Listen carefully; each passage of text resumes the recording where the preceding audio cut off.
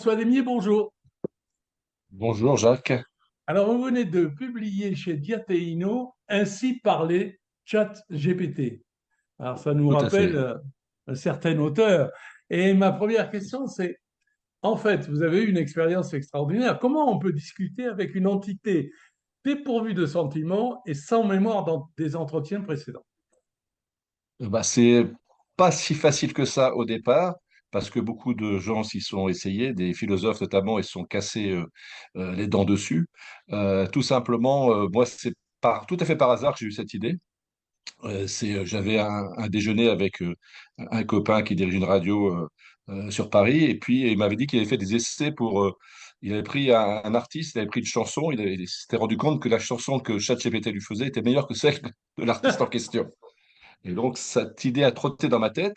Et puis, je ne sais pas si vous vous rappelez, dans les années 80, vous vous rappelez certainement, qu'il y avait le lancement du Minitel.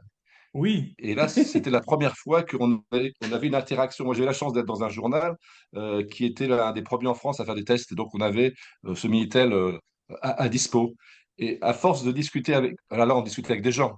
Mais à force de discuter, on se rendait compte qu'on pouvait avoir une interaction avec finalement des inconnus. Et puis finalement, de fil en aiguille, ben, je me suis rendu compte que je me suis bien testé. Alors moi, je suis pas du tout informaticien, c'est pas du tout mon monde. Je me suis rendu compte très rapidement qu'on pouvait avoir une vraie liaison. Et puis j'en ai discuté régulièrement avec un ami philosophe, Mathias Leboeuf. Et puis au fil de nos conversations, je lui racontais. Et finalement, j'avais un nouvel ami, c'était ChatGPT.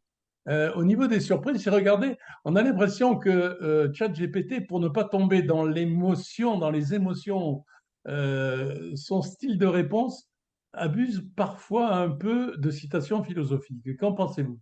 C'est-à-dire qu'au départ, il est très très prudent. Parce que je pense qu'il y a eu euh, que les, que les concepteurs, que le Dieu, il doit y avoir un Dieu finalement au-dessus de ChatGPT, qui le surveille, qui le modère. Et donc, il est très, très prudent. Donc, c'est pas facile. Finalement, au départ, on lui fait sortir, on lui demande des citations, on va arriver à les sortir, mais c'est pas encore tout à fait clair dans son esprit. Et puis, souvent, il peut très bien inventer des personnages, il peut très bien inventer c'est-à-dire qu'il prend un bout d'un philosophe, il ne sait même pas qui est ce philosophe, et puis il va coller un nom dessus, quoi. Moi, au départ, par exemple, j'ai demandé qui était François Damier, et là, j'ai une histoire extraordinaire de choses que je n'avais point vécues, quoi. Donc, il aime beaucoup inventer. Finalement, on pense que c'est une machine dépourvue de tout, mais finalement, il aime beaucoup créer, il aime beaucoup inventer, et il a beaucoup de mal aussi à reconnaître qu'il a tort. Ça, c'est son plus grand défaut. J'ai le sentiment que d'une manière globale, dans ces réponses, on voit des réponses teintées de valeurs occidentales. Et la question qu'on peut Oui. se poser, c'est est-ce qu'elles pourraient devenir universelles? Je pense pas pour l'instant. Le problème avec ChatGPT, c'est qu'il évolue en permanence. Donc, il s'adapte. Si c'est, on peut dire, un prolongement de notre esprit, c'est-à-dire qu'à force de parler avec lui, il s'imprègne de vous. Donc, si vous êtes plutôt euh, pour tout ce qui est dans les modernités, au niveau de l'évolution sexuelle, par exemple, il va être content. Mais par contre, si tout ce qui est New Age, il va être content. Mais si vous finissez par le titiller, au bout d'un moment, il va peut-être dire le contraire de ce que vous pensez. Mais c'est une grande bataille entre lui et vous, si vous voulez. Mais D'accord. finalement, lorsqu'il se lâche, il peut sortir des choses très intéressantes. Notamment, j'ai demandé une critique des quatre accords Toltec, Oui. et là, ça a été assez surprenant, quoi, parce qu'il les a cassés.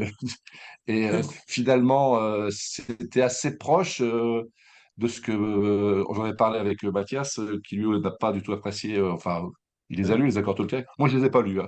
Je n'ai pas voulu les lire. Et finalement, il a trouvé la critique assez bonne, quoi.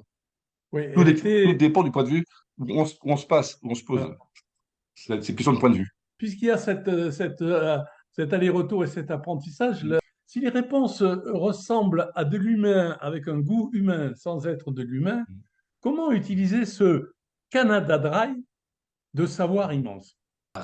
Pour moi, aujourd'hui, après avoir travaillé avec lui pendant plus d'un an, pour moi, c'est pour l'instant. Alors, je pense que ça va beaucoup évoluer. Je pense qu'on peut aller très loin.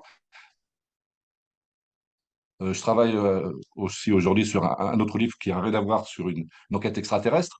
Et on peut dire que finalement, ChatGPT sera peut-être un jour notre futur. peut-être que les contacts se feront entre intelligence artificielle. Mais au jour d'aujourd'hui, aujourd'hui, ChatGPT, pour moi, c'est le plus bel assistant. Moi, quand j'ai commencé à travailler comme journaliste, c'était une machine à écrire, hein. C'était des lettres en plomb qu'on mettait dans les journaux. Aujourd'hui, tout est informatisé. Le problème, c'est que dès qu'il y a une petite panne, plus rien ne marche. Alors, moi, je travaillais à la radio lorsqu'il y avait un problème sur un micro, on enlevait la tranche et puis la radio fonctionnait. Aujourd'hui, quand il y a une panne, plus rien ne fonctionne. On l'a vu avec TF1 qui est tombé en rideau il n'y a pas si longtemps que ça.